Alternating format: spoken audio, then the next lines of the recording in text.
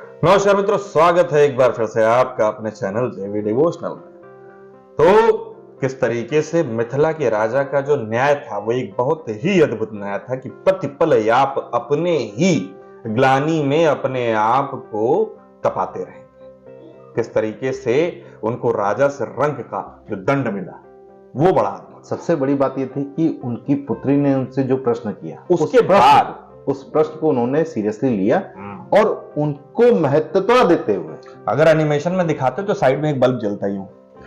सबसे बड़ी बात है ना कि जो उन्होंने प्रश्न किया उसको उन्होंने महत्वपूर्ण भी माना। हाँ, और तुरंत डिसीजन चेंज कर दिया कि मेरे अधीन कुछ नहीं है। कहने का तात्पर्य देखिए, अपनी पुत्री के मन में एक विरोधाभास पैदा होते हुए उन्होंने देखा।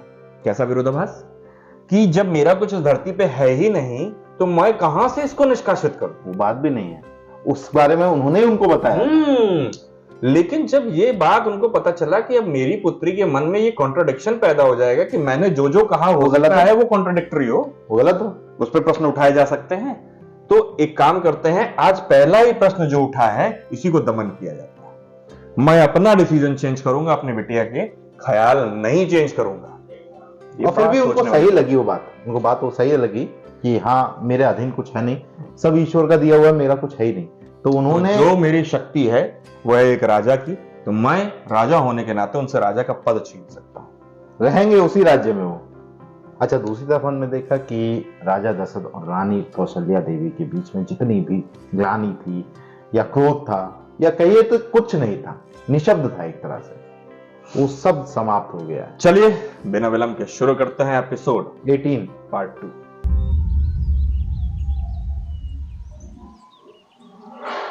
ठीक से गिनती करो और हाँ, गंगा जल छिड़को इन पर। अरे ये धुले हुए हैं, स्वच्छ हैं, मैंने स्वयं अपने हाथों से धोए हैं। तुमने धोए हैं ना, इसीलिए रानी कैकेयी के वस्त्र है ये। तेरे हाथों धुले हुए वस्त्र पहनेगी वो। क्यों? मेरे हाथों से धुले हुए वस्त्र तो सारा अयोध्या पहनता है। चुप, एकदम चुप।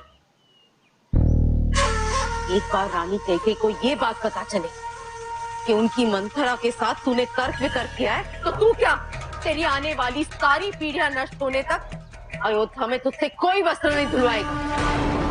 राजभवन आया है तो यहाँ की मर्यादा का स्मरण रख। अच्छा, वही रानी नहीं दिखेगी। एक तरह से गवर्नमेंट जॉब वाला घमंड था।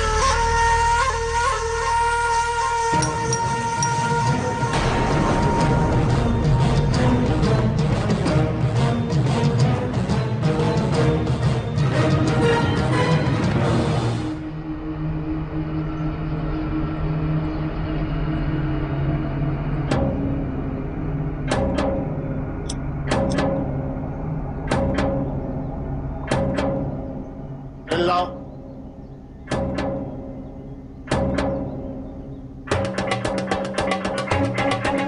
ओहो, ये क्या कर रहे हो? इन्हें भी कोई धोता है भला? शुद्धिकरण कर रहा हूँ। वाह, मुद्राओं का? क्यों? उसी कारण से जिस कारण से आपने मेरे वस्त्रों का शुद्धिकरण किया। ये मेरा पारिश्रमिक है, मैं इसके साथ जो चाहे करूं। बात तो सही। इसे स्नान कराऊं, इसकी पूजा करूं या इसे फेंक दूं, खा जाऊं, जो चाहे करूं, उससे किसी को क्या। एक दिन इसी घमंड का मूल्य चुकाना पड़ेगा तुझे। प्रभु श्री राम। कुमार राम,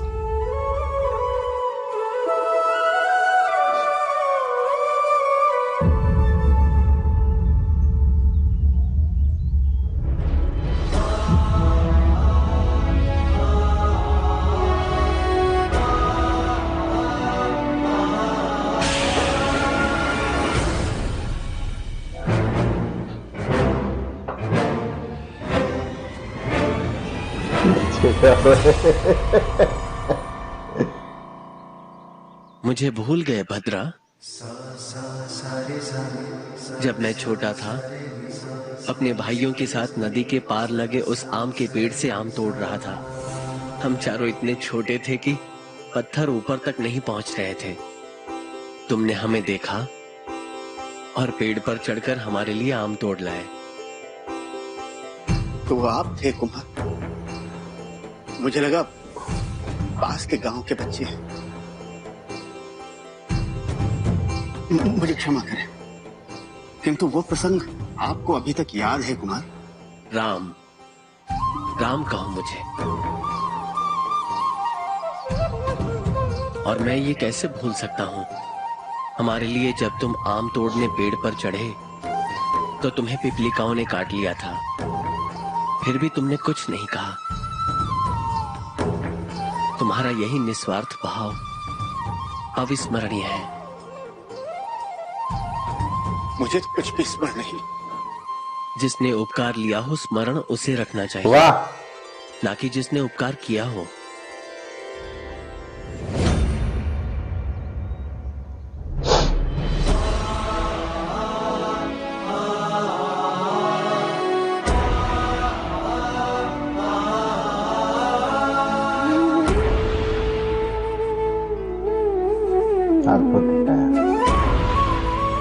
अयोध्या के राजकुमार ने एक धोबी को गले लगा लिया।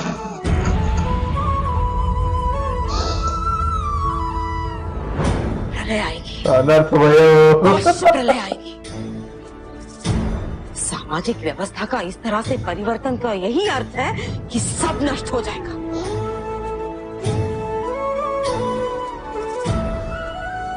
मेरी कभी भी आवश्यकता हो तो निसंकोच होकर चले आना मित्र, मुझे प्रसन्नता होगी।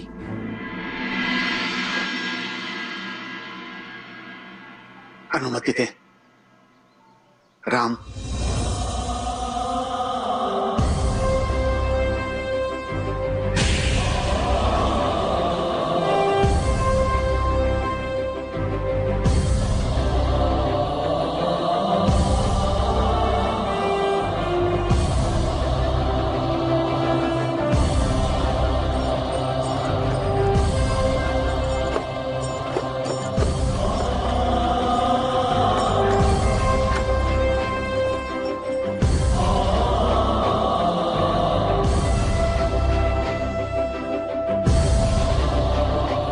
अब एक और व्यक्ति को धन्यवाद कहना है।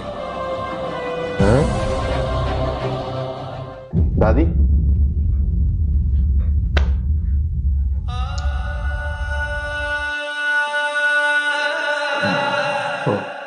माता को याद करते हैं।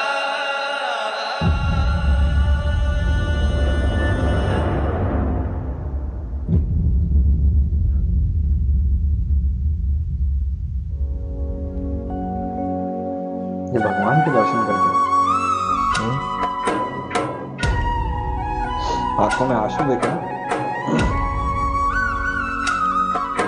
पीड़ा ही है। एकांत में ही तो सब पीड़ा याद आती। आप रो रहे थे?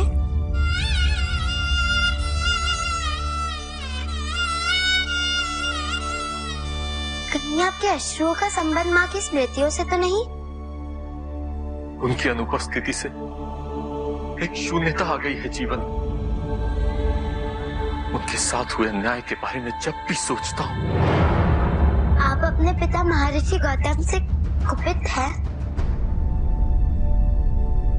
नहीं पुत्र, एक पुत्र अपने पिता से कुपित कैसे हो सकता है? किंतु पीड़ा तो है कि मैं अपनी मां की ममता से सदैव वंचित रहूंगा। सदैव क्यों?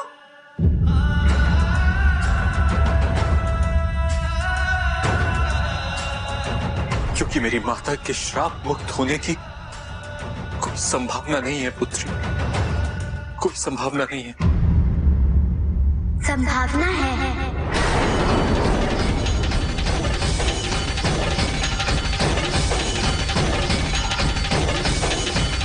गूज़बम्प वाले डायलॉग दिए भाई।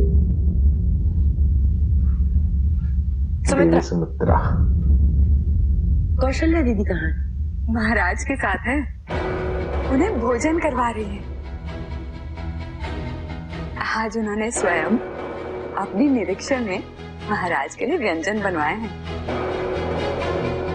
सत्य? हाँ, दीदी का तो जैसे रूप ही परिवर्तित हो गया है। मैंने इतना उत्साहित उन्हें कभी भी नहीं देखा। जैसे उनकी सुंदरता वर्षों के दुख से मुक्त हो गई हो।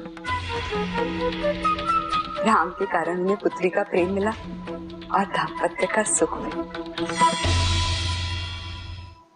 ऐसा तो नहीं कि महाराज मुझे और आपको भूल जाएंगे? ऐसा हो भी जाए ना तो अच्छा ही होगा।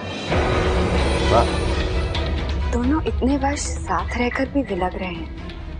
दोनों को कुछ समय साथ में बिताना चाहिए, है ना दीदी? अच्छा, मैं पाठशाला से आती हूँ।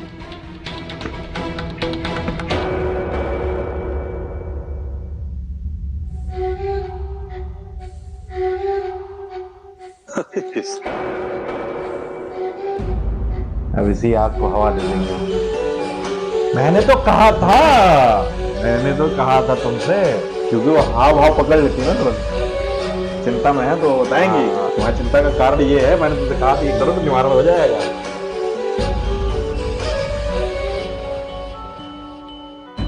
3 दिन ही क्या, वर्षों की सुविधा शांत हो गई। आप ही तो कहीं तो भोजन नहीं सर। मेरी तो क्षुधा ये दिन आ गए भाई। आपको भोजन करते देख ही शांत हो गई है। चलन सीरियल वाले भाई साहब कसम से क्या ही दिखाते हैं भाई। कितने वर्ष से अलग से, एक दिन तो दिया ही जाता है। इच्छा से दिया गया होता तो हो सकता। नहीं, उन्होंने वो बात सुनी ही नहीं ना। उनका मोटो ही कुछ और था, उनका थॉट ही कुछ और जा रहा था।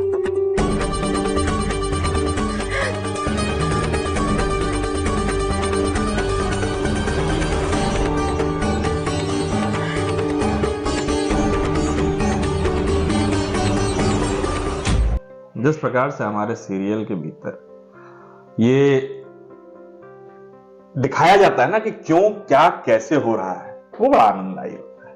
क्योंकि होता क्या है ना, ग्रंथों में हम बस पढ़ लेते हैं कि चीजें कैसे हुई, लेकिन इमेजिनेशन को पर देने का जो कार्य है, मैं बारंबार कहता हूं कि इमेजिनेशन को जो पर देने का कार्य है वो हमारे सीरियल से कर पाते हैं।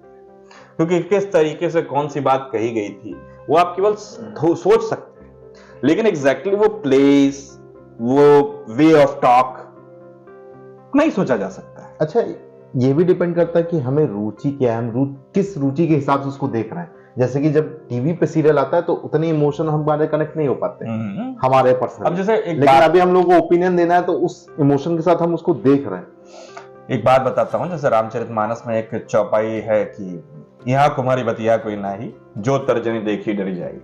ये लक्ष्मण जी कहते हैं परशुराम जी से कि जब परशुराम जी बोलते हैं कि तुम लोग जानते नहीं हो कि मैं कौन हूं, मैं भी बहुत क्रोध में आ जाऊंगा तो मैं आक्रमण कर दूंगा। तो लक्ष्मण जी बोलते हैं कि यहाँ भी कोई कद्दू के फूल नहीं है जो आप उंगली दिखाओगे तो हम सिकुड़ जाएंगे। तो ये सुनने में तो बहुत इजी है और इमेजिन भी आप कई कई रूप में कर सकते हैं, लेकिन इसका जो पिक्चराइजेशन कितना ग्रैंड हो सकता है वो सोचने में दम लगता है। जैसे कि एक सीन अभी दिखाया हमें जिसमें प्रभु श्री राम जी ने उनको गले लगने को बोला और कितने संकोच के साथ वो पीछे हट रहे थे। ये सब चीजें कहीं लिखी नहीं। अब इसके पीछे का कारण देखिए कि ईश्वर के लिए सभी व्यक्ति समान है और ईश्वर की छाया प्रभु श्री राम जी में दिखाई दे रही है स्पष्ट। तो उनके लिए उनमें कोई अंतर नहीं है कि हाँ वो क्या है, उनका क्यों धन्यवाद करना चाहते हैं, वो निस्वार्थ प्रेम, निस्वार्थ सेवा भाव। क्योंकि हृदय के भगवान के हृदय में सबके लिए प्रेम, तो वो यहाँ दिखाया गया। तो ये सब चीजें जो दिखाने का तरीका होता है ये इंपॉर्टेंट होता है किसी सीन। अच्छा, उनका एटीट्यूड वैसा था जो सिक्के की तरह थे भाई। ये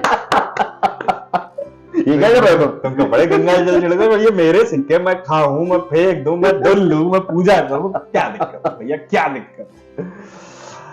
तो मैंने सोचा अमिताभ बच्चन वाला डायलॉग ना मारते हैं, आज भी मैं फेंके हुए सिक्के उठाता नहीं। चलिए, फिलहाल अयोध्या नगरी में अब परिवर्तन की आंधी आ गई है। परिवर्तन आ रहा है सभी चीजों में, ग्रह दिशाएं नक्षत्र सब बदल रहे हैं। और देखिए 2 कैरेक्टर एक हमारी देवी सुमित्रा और एक हमारी जो है देवी कैकेयी। जब उन्होंने उनसे स्पष्ट पूछा कि हमें भूल तो नहीं जाएंगे, तो उन्होंने कितना अच्छा कहा, अच्छा है भूल जाएं। अच्छा है। इतने वर्षों बाद तो कोई खुशी आई उनके जीवन में। किसी का दुख आप अपने अंदर फील कर लो, वो बड़ी चीज है। देवी कैकेयी कहीं ना कहीं दुख फील तो करती थी, लेकिन इसे कह सकते हैं कि अभी जो प्रकरण दिखाई दे रहा है, ये भी है कि उनको इंपॉर्टेंस भी मिल रही थी उस समय। एक पुरानी कहावत है कि तुम्हें शोक है पुत्र की तो मुझे शीश की घाव। तो पुत्र से बड़ा किसी का सर नहीं हो सकता, लेकिन अपना अपना दुख है भाई, अपना अपना दुख। भाई किसी का पुत्र मर गया और आपके सर पे चोट लगी है, तो आप कहते हो तुम पत्र के लिए रो रहे हो, चोट लग गई। अब इसे कहते हैं जो बीज मंत्रा ने कब बोए थे, अब वो धीरे धीरे फूल बन के निकलेंगे और फुलवारी को तहस नहस कर देंगे। फिलहाल इस एपिसोड करते ही समाप्त। शीघ्र ही मिलेंगे नए एपिसोडों के साथ, तब तक के लिए राधे राधे।